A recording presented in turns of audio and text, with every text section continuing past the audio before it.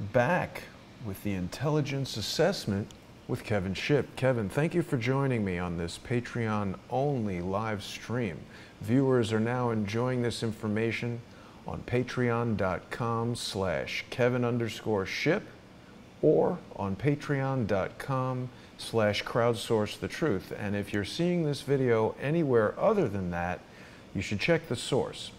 Kevin, you've prepared a comprehensive presentation for us tonight. Why don't you take us through that, please? Yeah, thank you, Jason.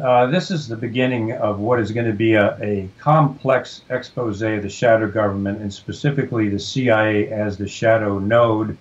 We introduced the program with me describing that the shadow government and the deep state are not one and the same, although people lump them together. And that's fine. But from my experience inside the CIA, the shadow government is separate from the deep state. During these programs, we're going to get into that in detail and exactly how the CIA operates outside of the Constitution and manipulates Congress and even the President of the United States. Sorry, Kevin, I was on Discord there. Let me just advance to the next slide. Thank you, Jason. What I want people to understand, we're going to go way back, bit by bit by bit, to the origins of the CIA in 1947, operationally in 1948, and examine what I call the blood on its roots. Some of the really dark operations the CIA has been involved in. I think a total of about 7 million people have died as a result of CIA operations and coups. And of course, my mission is to come out because I've seen it from the inside and expose the dark ops that the CIA is doing. So it's got blood on its roots from its inception. That continues today. We've seen it in Syria and other places. The organization has not changed. It is the same as it was in 1947.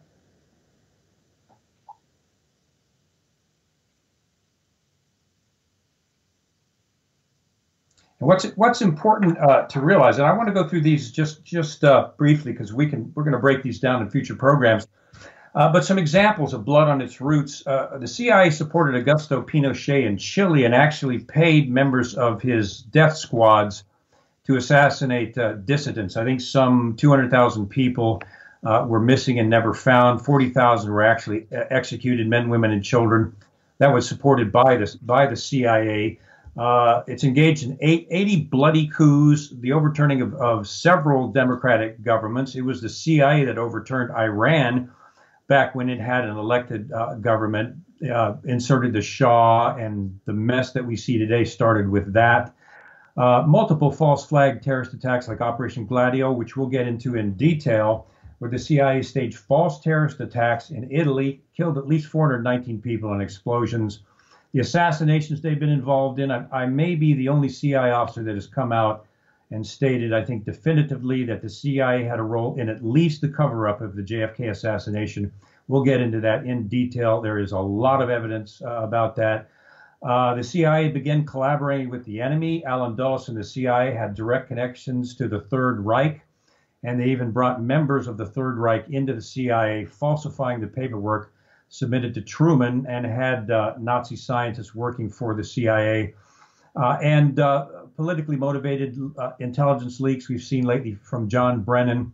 And then we have the rest: MK Ultra, Paperclip, Operation Mockingbird, controlling the press, manipulating the press, which we'll talk about in detail. So the CIA has blood on its roots, which are evidencing themselves today. It is no James Bond, sadly. I wish it was.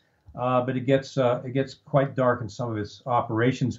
Harry Truman, who was responsible for the creation of the CIA later on, just 2 years later, in his writings, described the CIA as a sinister and mysterious agency.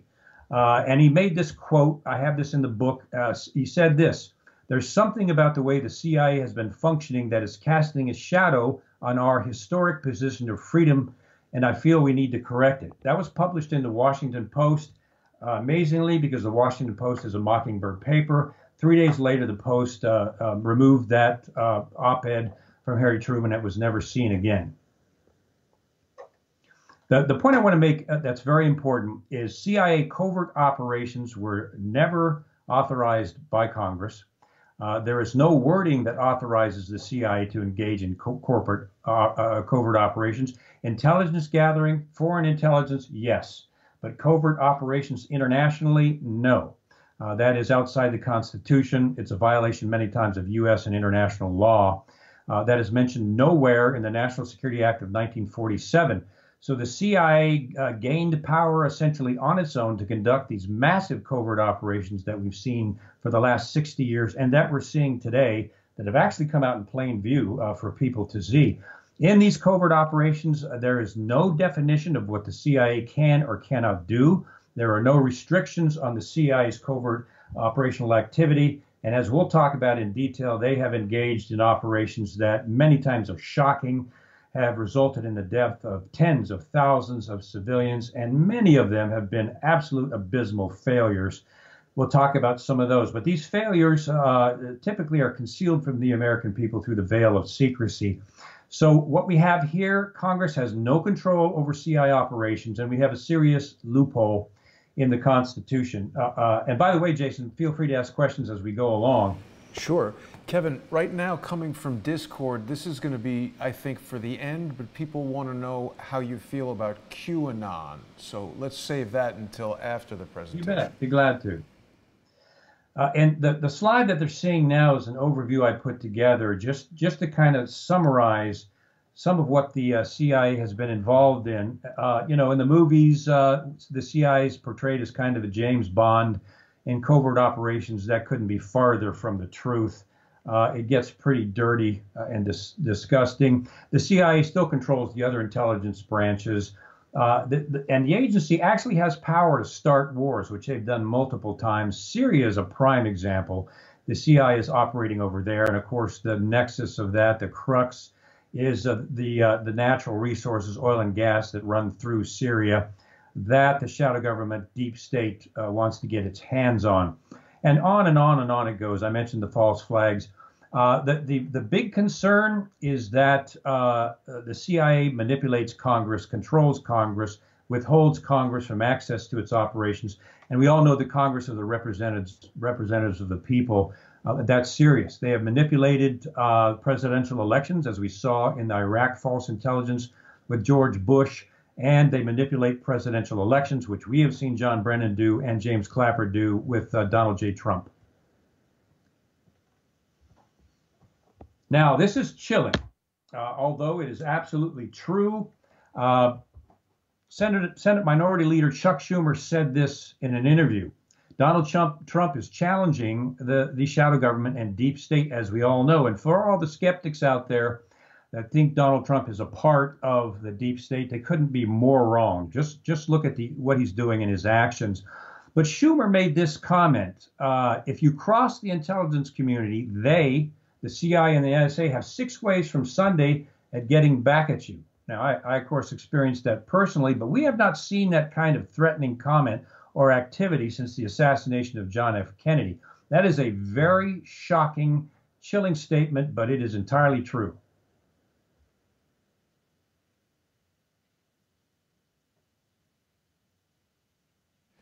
Did that next slide come through, Kevin? It sure did. And what I want to state now is back starting in 2012 when I came out and wrote the book and built the code in the book. And I think for 5 years, I came out and exposed the abuse of the state secrets privilege used to cover up. And for about 5 years, essentially, I waited to be arrested, which I was fully ready to accept when I came out because the constitutional violations were frankly astounding. But the points of this slide is we're seeing the shadow government coming out now in full view. I almost want to get a bumper sticker that says I was exposing the deep state when exposing the deep state wasn't cool, but the risk was pretty high back then.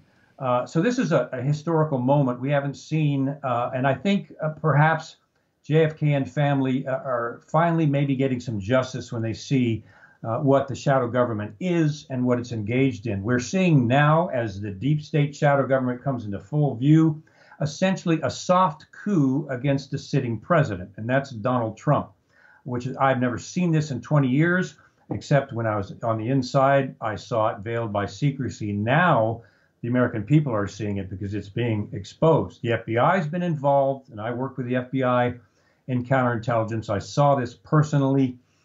They've leaked information to the press. They filed false affidavits. They were engaged in essentially obstruction of justice in the Clinton email cover-up. NSA, as we know, has conducted illegal surveillance on the Trump campaign, the Trump team, and now President Trump, not to mention the rest of us. They're surveilling our cell phones, laptops, and we'll get into that in the program. And even the Brits have gotten into this with MI16 and GCHQ, the false dossier, which has been proven to be ridiculous and actually came from Russian intelligence sources.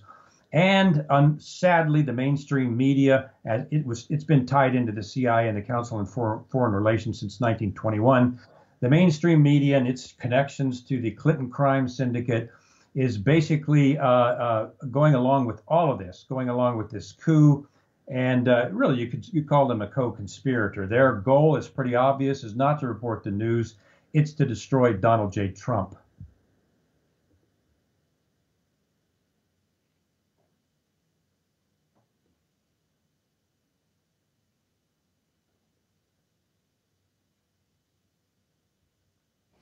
I apologize, Kevin. I think there's a little delay with the refresh of the slides.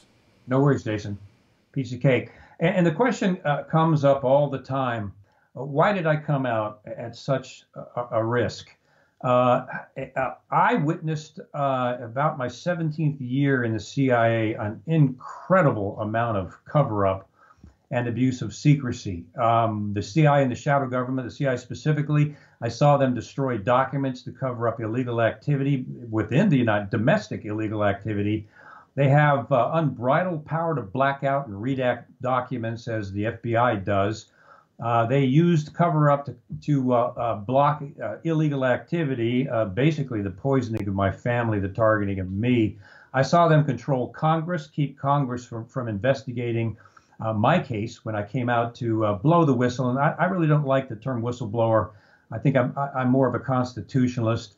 The CIA actually, the evidence was so strong that I had against them photographs, tape recordings, environmental samples. The evidence was so strong.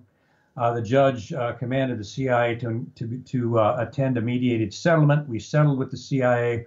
3 days later, they called my attorney and said, if Mr. Shipp doesn't settle for a fraction of the settlement, we'll invoke the state secrets privilege, seal the case, and he'll go to prison if he talks about it to anyone.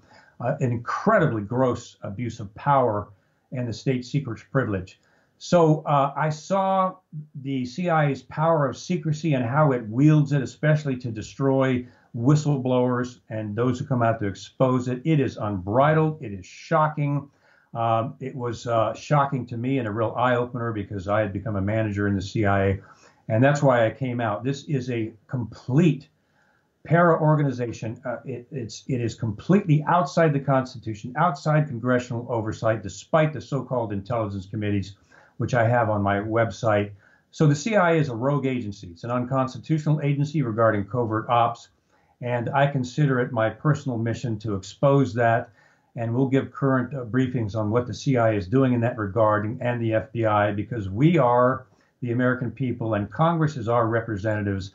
And the CIA is thumbing its nose at all of that. So, and we'll just talk about this in broadcast because it's pretty complex.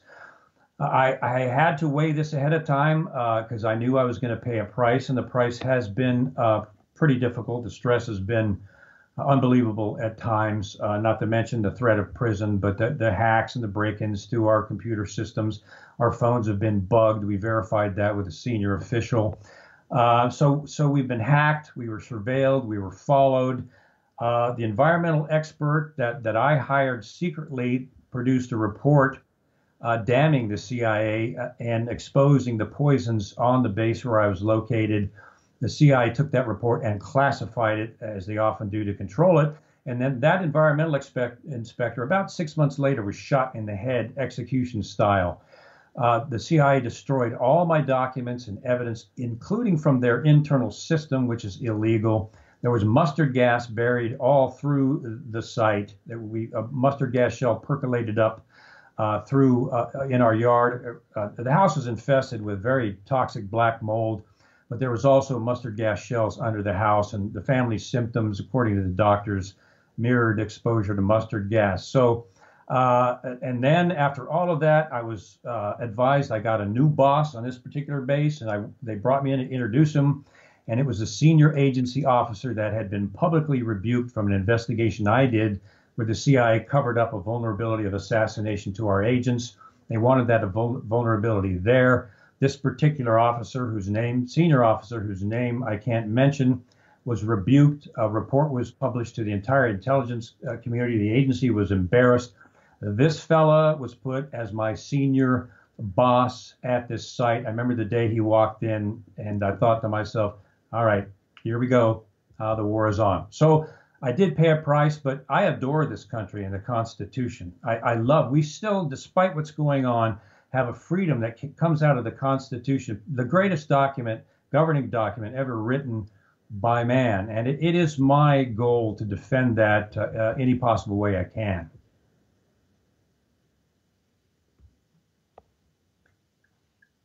And just an idea, when I first filed my suit against the CIA, the CIA met in a secret meeting with the judge, apparently issued some threats to him. So the CIA and the court put me under a gag order. The problem is they didn't let me see the gag order for 2 years, claiming it was too sensitive. So I didn't know what I was gagged by. Finally, we got it 2 years later. You can see it on the screen. It was so heavily blacked out and redacted, you couldn't even read what we were gagged by. That was entrapment. They wanted me, as they still do today, to make a slip and say something that they can use against me, and they certainly would like to wrap me up. And this is the gag order that they use, which is, these things border on ridiculous, but they're getting away with it.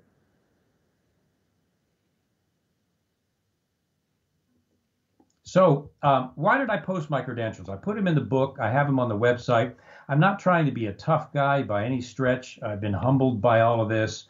But I placed my credentials both in the book and on the website because I knew there were going to be attempts to silence my message and position on the Constitution and the CIA. And what they always do in ops with the CIA and the mainstream media is they go after your credibility. And so what I did was I put actual performance appraisals that were classified secret, then declassified under FOIA, and actually put them in the book and on the website to prove I'm who I say I am, to silence these critics. It also silenced government actors trying to block my message. Originally, I was told I could never say I worked for the CIA, which is what they do. I was able to fight that, got these appraisals out through Freedom of Information, and before they knew it, I put them in my book and on the website. The news media doesn't want to hear this. Humbly, I'm the first CIA officer to come out against the state secrets privilege and then build a code in my book and then publish it. You'd think that the mainstream media would put that on as a great story, but of course they're not. They're connected to the deep state, and they don't want what we're doing, you and I, and these exposés to come out, part of it which is going to be an expose of how the CIA manipulates them. So I saw the censorship, so I put my credentials out there. There are a lot of frauds who say they're CIA, and they're not. They claim recruiting agents and assets, and they didn't do that. And there's so many frauds out there. I wanted to let people know that we are credible. They can trust us in these broadcasts, and that we'll come out with very accurate, credible, and true information that people will get. Coming from a source that actually was in the CIA up in the management levels, and we just prove it with that. And that's the reason, just to silence the people who would like to end our message. And this very quickly, this is the performance appraisal within the CIA classified secret. I FOIA'd it, and they sent me the package of several of these that I then published it in my book and put it on the website before they knew I was going to do that. It's unclassified, totally legal. So I kind of got 2 steps ahead of them, and this proves from the CIA's own document one of the several positions I had, and a description of that position occupying directly next to the director of the CIA, William Casey, and other things. So I put this in there just to prove that I am humbly the real thing, and the frauds can keep claiming things, but without credentials, we can't put any stock in them at all. And I want people to understand that. So we've got some coming episodes, and then we'll take some questions. There's going to be several things we're going to get into deep for our loyal followers on in our Patreon audience. Some of it is going to be, I think, pretty fascinating. We'll get into some of the things the CIA did with their Nazi connections and their origin. We'll talk about something near and dear to my heart, Operation Mockingbird. And Jason, you and I call that Operation Mockingbird 2 because it's going on today. And I'm going to get into detail on how the CIA is manipulating the media and Hollywood. And I think people are going to understand why the mainstream media is concealing, twisting, and leaving out information when it comes to this sort of thing. We'll talk about the CIA's drug running operation. We'll talk in detail about their gun running operations, for example, through Benghazi up into Syria. We'll talk about Operation Gladio. My good friend Paul Williams has published a book on that, tremendous book. It was a false CIA flag. We'll get into that in detail.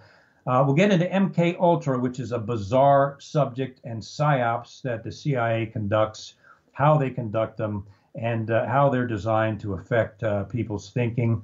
I'll get into detail on how the shadow government, specifically in the CIA, silences whistleblowers. They have an exact procedure to do that. They tried to get me to do that. I'll talk about that case. And we'll get into NSA surveillance in great detail and with our connections with Bill Binney and others. So we've got some, I think, fascinating exposés coming up, revelations of what the shadow government and the CIA is doing. And I think people are going to be pretty fascinated by it.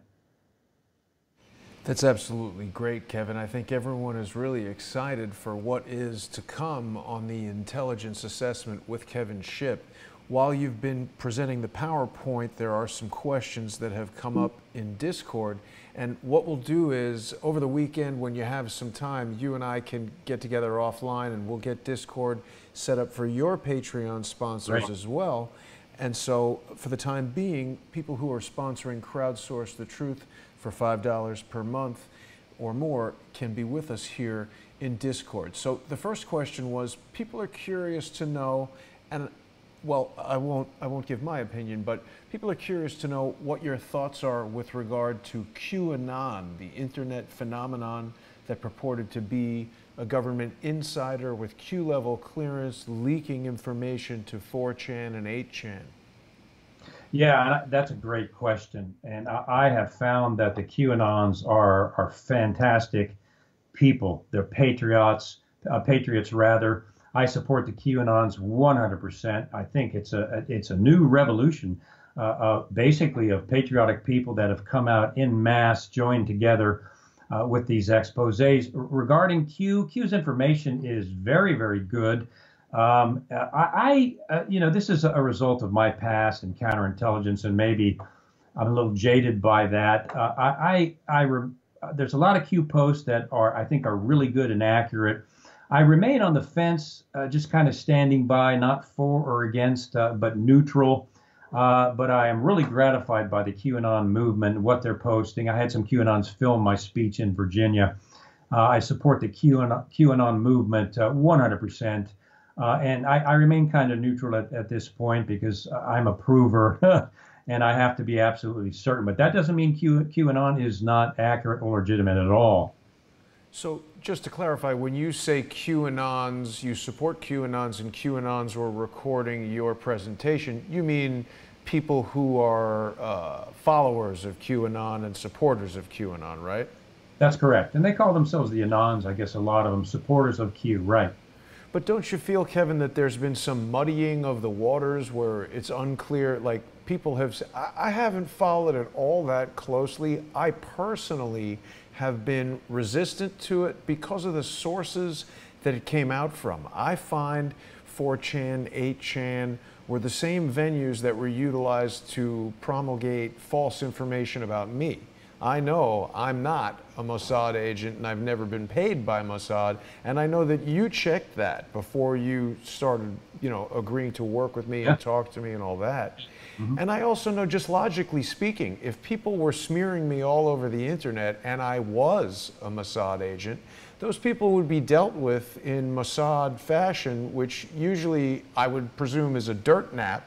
And so I know that 4chan and 8chan are sites that often are giving false information. So it was a little unclear to me if QAnon was taken over by somebody. I mean, I don't know if it's accurate or not.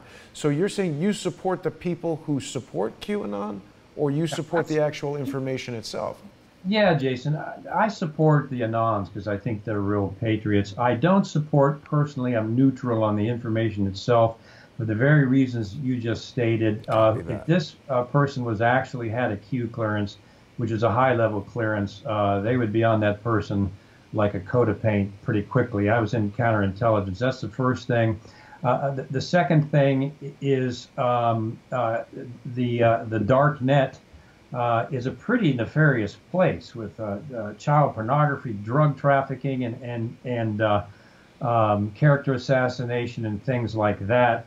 So it's kind of a peculiar venue. And people will say, well, that's the only way the Q can get his stuff out. Well, maybe so. I'm a big advocate of taking the risk and coming out and having the kahunas to say these things publicly. So I personally don't support Q because I have some questions about the information, and some of Q's stuff has changed. Some people conjecture that it's been taken over. So I'm not willing to take that step. However, the meetings I've had, the posts I've seen by the Anons themselves, they're great people, they're great patriots, and I'm certainly not going to question their dedication to this thing. At least they're headed in the right direction. And Q's posts are not negative. Q's posts are typically positive. So, but I remain on the fence. Got it. Got it. And of course, you've spoken in the past and in the book about how some of your duties within the CIA were actually hunting for moles. That's the counter-espionage aspect, yes. Right? Right. Okay. And that's why I tend to be initially skeptical of things. It's from that background. I saw a multitude of things that looked legitimate and then turned out to be either frauds or actually espionage investigations. So, I'm just careful. We just have to be careful, I think. Of course. Well, your comments about the darknet take me to our next question. Susan wants to know if they are trying to undermine U.S. currency by bringing Bitcoin and other electronic currencies into use. That really concerns me. I would say yes, because one of the things that globalism wants to do, the new international world order, as Obama called it, Susan Rice when they changed the name, the new world order, the global order, they are pushing hard for digital currency. Digital currency can be so easily manipulated by governments. If it's taken over, a cashless society, it's all over. Also, Bitcoin and digital currency can be hacked. And if you're putting your money and investments out there, you're taking a great risk. My greatest concern, however, is that digital currency is going to play right into the hands of the globalists, the new world order, if you will, because they are pushing for a global digital currency. And that's what bothers me about that. Right.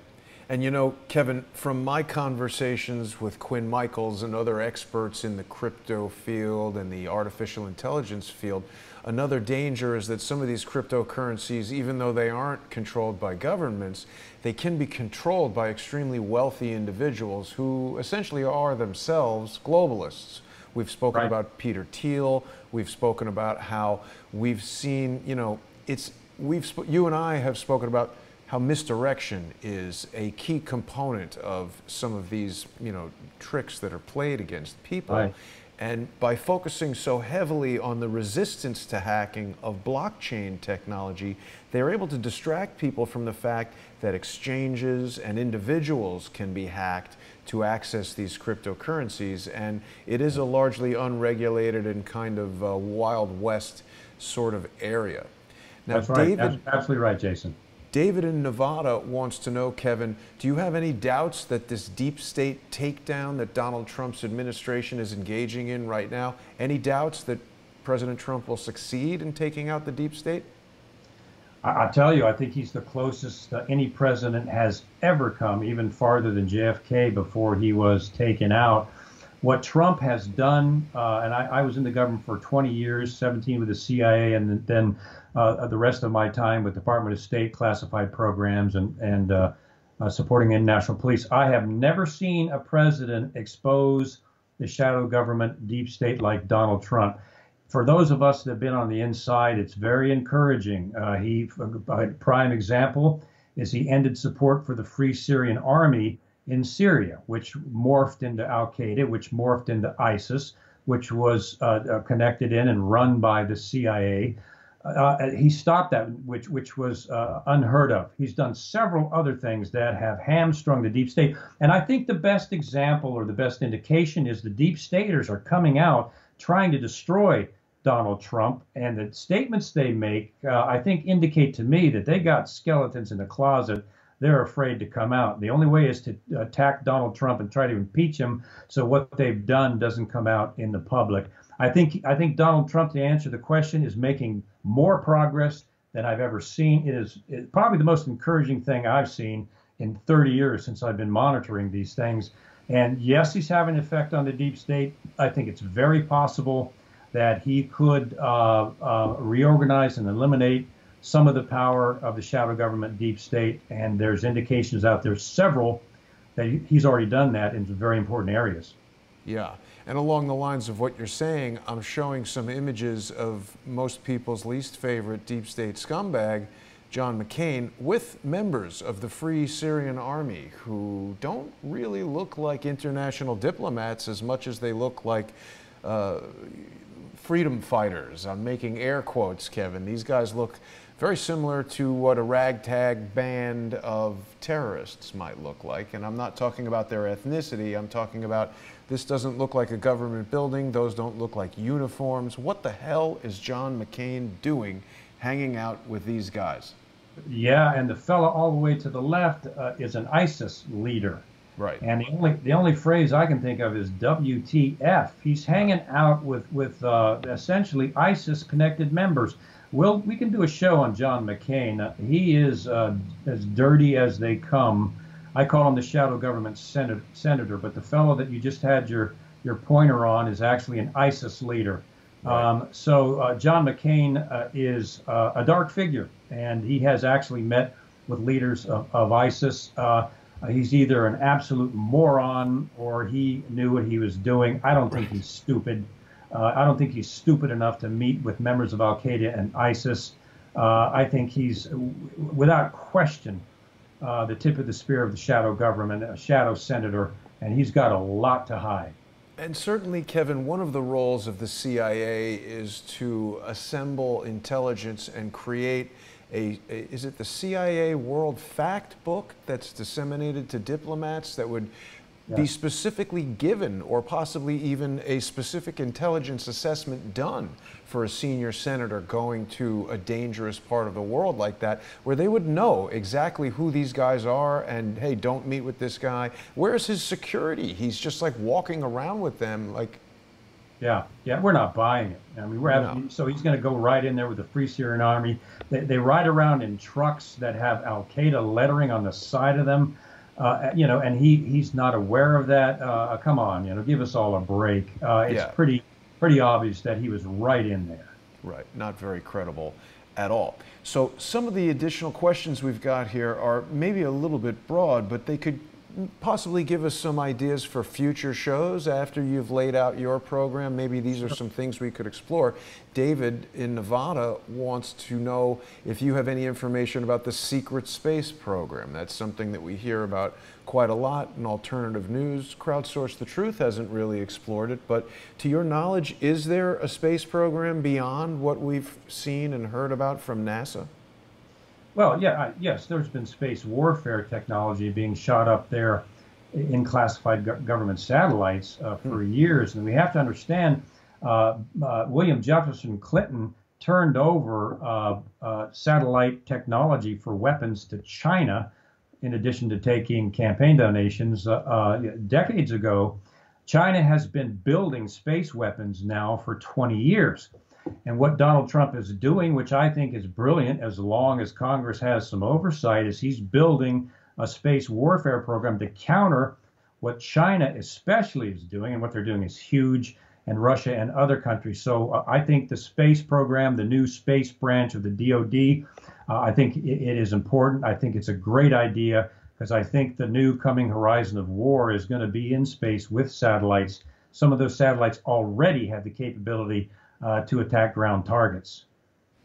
And not only that, Kevin, it was, I think in 2007, China demonstrated their ability to destroy a satellite in space with an Earth-based missile. So certainly taking out critical U.S. infrastructure, which now extends into space. I mean, people who believe the Earth is flat or that space isn't real might disagree with me, but as I understand it, the GPS technology that we all use to drive around in our cars and even walk around in the street as we look at our mobile phones is driven by a network of satellites that are in geostationary orbit and provide signals to people on the Earth. And if China were to start striking those satellites are accessed by military technology and missiles and things. So in an invasion, you know, a World War type thing, taking out those space assets would seem to be a major strategic goal of a sophisticated adversary like China.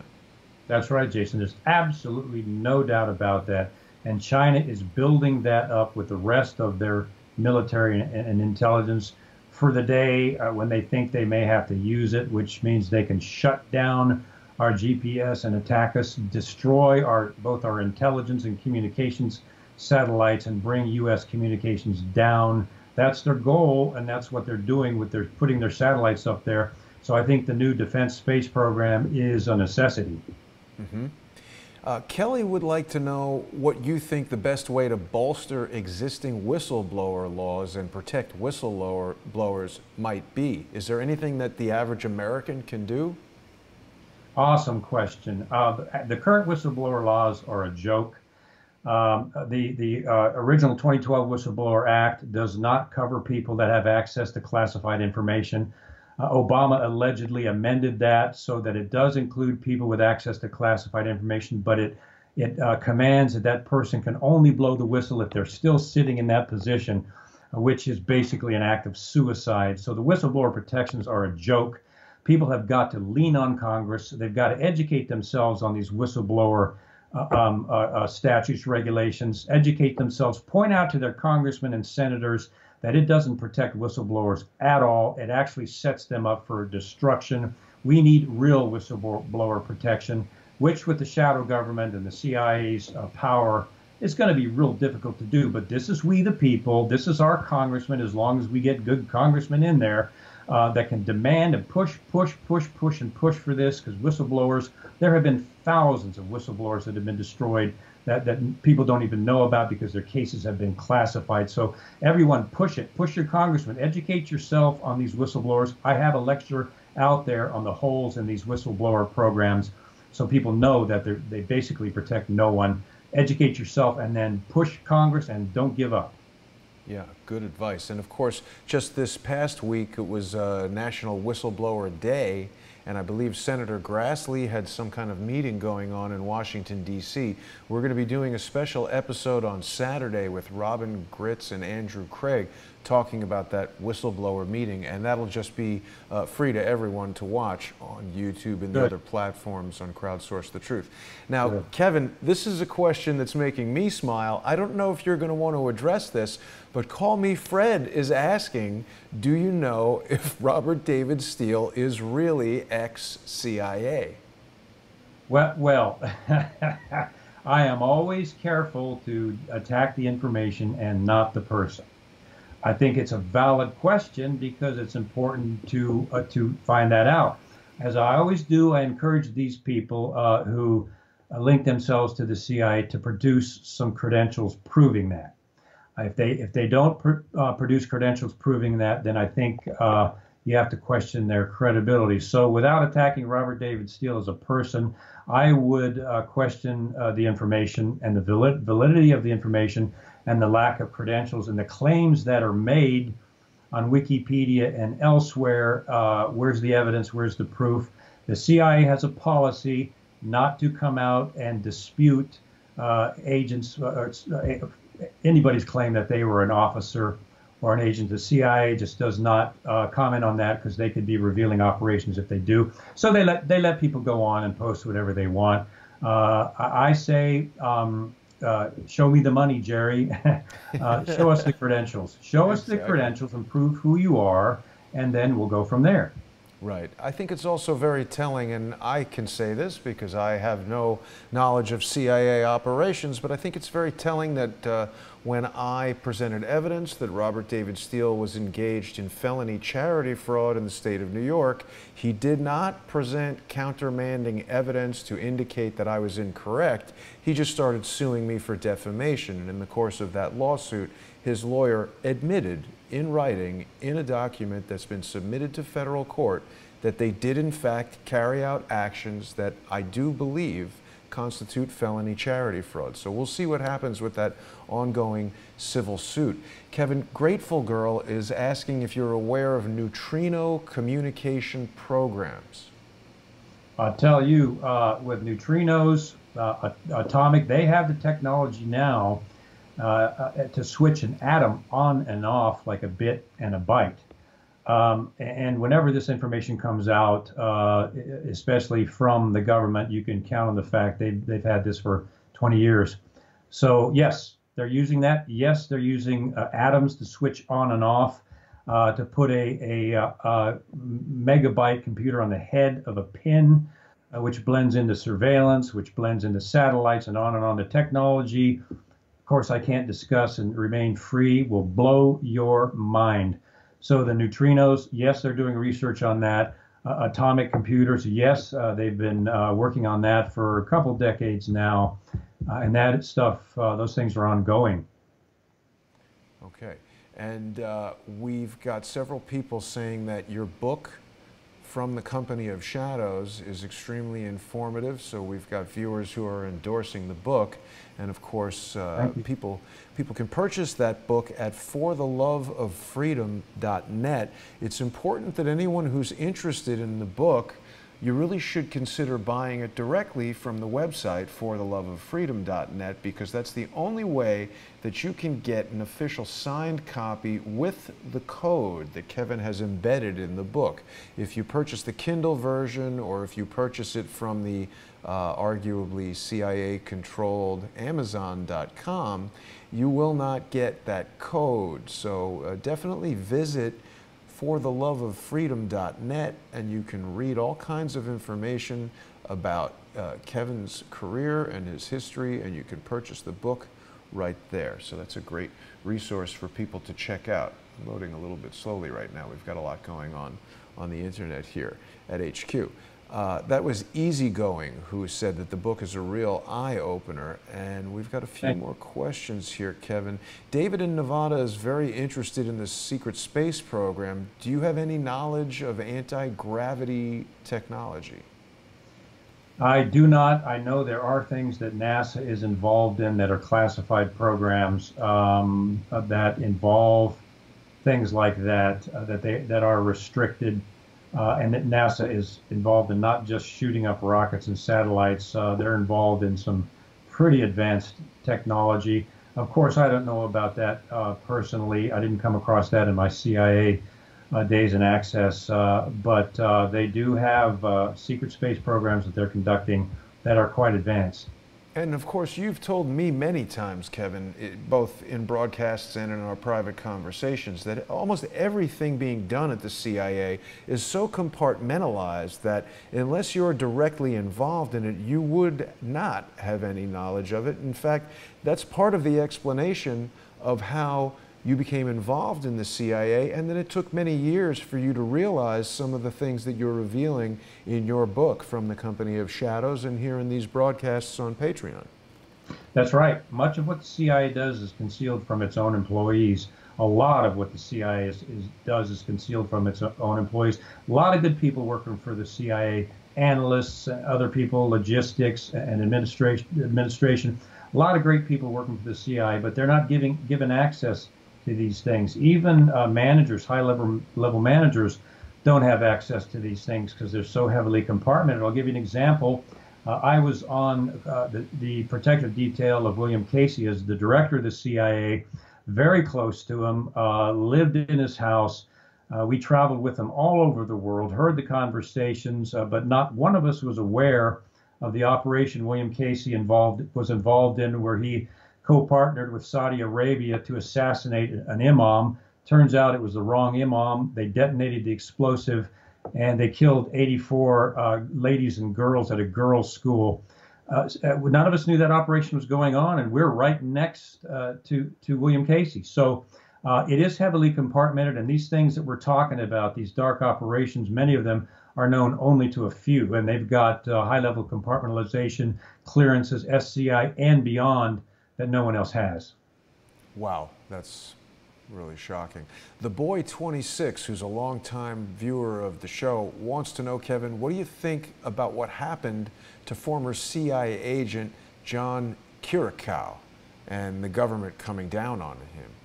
I'm good friends with John. I did an Intelligence Hour radio broadcast with him. We communicate all the time. John came out and was exposing the torture program, which made him a target, a whistleblower target. John, in meetings with the media, handed a business card to a media figure with a name on it that somebody that they may want to interview. It turned out that that person was a cover agent at some point in their past, and that gave the CIA just what they needed to arrest John for violations of the Intelligence Identities Protection Act. And John was put in jail for 2 years, 2 agonizing years, as they tried to ruin his life. John's come out courageously, is standing up against the shadow government, as I am. I consider him a friend. He's a real courageous patriot, and he paid a heavy price for what he did. They were just waiting to get him, and they finally did. Yeah, and I mean, this seems like basically standard operating procedure for these guys. They try to set up these situations where they can put someone in sort of a legal checkmate situation where if you don't contact the Coast Guard, they'll accuse you of misprision because you had foreknowledge of this information and did nothing. And if you do contact the Coast Guard, well, then they'll say you were calling in a bomb hoax. Maybe they're not so good at doing it, but we see what they're trying to do, and it's always the same playbook. It's amazing. We've got a number of people here on Discord, Kevin, who are ordering the book right now, so that's good. People will get some more knowledge and get the code, and maybe in future episodes we can talk about how to use the code and really get into some of that stuff. Grateful Girl is suggesting that an episode with Quinn Michaels and you would be mind-blowing, so perhaps you could be a guest on the Saturday show with Quinn, or maybe one day in the future we could have Quinn on if we have a show where we're going to talk about artificial intelligence, or how, as you've told us, the cloud data program that the CIA created in collusion with Amazon.com is being used to create a human behavior prediction AI, which has incredibly scary implications. Yeah, I'd be glad to come on with Quinn. Quinn is, I consider him brilliant, an independent thinker, and I think his shows are fascinating and really, really entertaining. So I'd be glad to do that. Wonderful. I'm sure he'll be pleased to hear that. Easygoing is saying, are you writing another book, Kevin? And if so, when will that be released? Yeah, thanks for that question. Yes, I am. It's called The CIA and the Shadow Government. I go through how they tried to silence me in detail.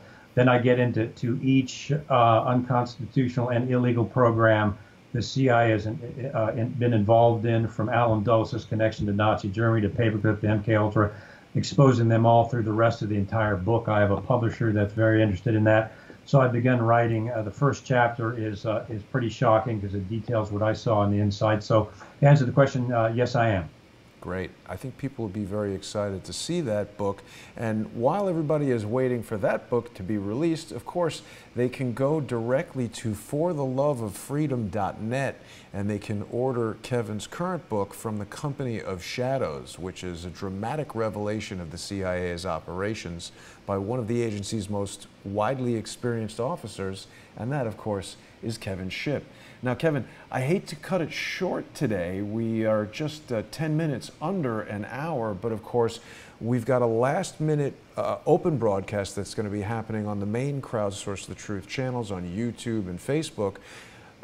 Former Washington, D.C. Metro PD homicide detective Rod Wheeler is going to be joining me to talk about how the Seth Rich family has their case has been dismissed against Fox News and Rod. So there's all these bizarre lawsuits in this Seth Rich murder investigation. And of course, you recall on our last Skype call with Dr. Corsi, Dr. Corsi had asked me to communicate with you to get your expert input on what we should or should not be doing as far as recommendations for a polygraph test of the alleged witness, Luke Anand, who we first became aware of at a press conference that was being run by Jack Burkman. People who were watching the Crowdsource the Truth channels on Facebook and Patreon and on 21st Century 3D's YouTube channel might see a series of videos that I released earlier today, phone calls with Jack Burkman, phone calls with members of Matt Couch's independent investigation, and the very disappointing result that those guys do not want to participate in what I thought was going to be a very fair and balanced. It was really just a suggestion from us to conduct a polygraph, and if it were conducted in a way that was satisfactory to you and satisfactory to them and satisfactory to Dr. Corsi. Dr. Corsi had an offer of bringing this to a member of Congress who could ostensibly move it up the chain, and it seems right now that the America First media investigative team and Jack Burkman, who I don't know if those guys are in communication anymore or not, but they have refused to cooperate with that process, unfortunately. Yes, and that's not a good sign. If Luke was legitimate, Luke would submit to a polygraph test, because that would be a very powerful indicator that it could indeed be true, and then could be put out in a press release, and would have to be picked up by some sectors of the media that would get that message out. The fact that, quote unquote, Luke does not want to take a polygraph, especially from the expert that I kind of laid out, is not a good sign of credibility. And sadly, I think it hurt that whole idea that there is a whistleblower out there like Luke. Right. Well, just to be clear, it wasn't Luke who's refused. I haven't communicated with Luke. It was the people that are handling Luke, the people that have been, monetizing this investigation. And I mean, of course, people may criticize that we are monetizing what we're doing here, but we haven't chosen to focus on one single solitary event like this Seth Rich murder. And frankly, Kevin, that's an event that I have questioned since we first heard about that. And I'm going to get into some of those details in the upcoming broadcast with Rod Wheeler. The lack of ballistic evidence, the lack of an autopsy, the lack of a death certificate. These are things that Rod Wheeler, as a homicide detective, has said never happened. So there's a lot of strange things surrounding this Seth Rich murder and the subsequent independent investigation that caused me to question the people that are running the investigation. Yeah, and the same applies for Luke's handlers. If they're not willing to submit Luke to a polygraph test, why is that? Right. Why wouldn't they want themselves to verify that Luke is being accurate, credible, and truthful? The fact that they don't want to submit into that shows me that there's at least doubt in their minds regarding credibility, and the whole thing it loses air in its story. I think it's sad. Maybe they'll reverse their position. I hope they do. But if they don't, then I think you can't put credibility in what they're saying. I agree with you. And the thing that I also find intriguing is that they didn't just refuse. They went on the attack and accused me of lying, saying that I never spoke to Jack Burkman when I did. And today I've presented the evidence that I did. I don't go making claims that are untrue, and I don't say things that I can't back up with factual evidence. Yeah, Jason, and that's why I partnered up with you on these broadcasts, because I think you're a very, very talented investigative journalist, and I found that's true. You don't say things unless you have researched them and consider them credible, and it's just another bad sign. It's typical of someone who's being deceptive that they will attack you instead of taking ownership for the question. That's another bad sign for these folks. And based on those two things, I personally wouldn't put any stock in what they're saying. I agree with you, Kevin, and thank you for those compliments. I appreciate it tremendously. Kevin, this has been a great episode here of the Intelligence Assessment with Kevin Shipp, and I think that people are really getting a good idea of the type of information and the format that we're going to be doing every week. So let's wrap up for tonight, and I'm going to get prepared for this Rod Wheeler episode. Thank you so much, Kevin. I think this is going to be a really valuable series for people who are interested in understanding the operations of the shadow government and the deep state. I do too, Jason. It's great to partner with you in that effort because I think it's important. I think it's going to be very powerful. Absolutely. And special thanks to all of our Patreon supporters. We'll see you next week.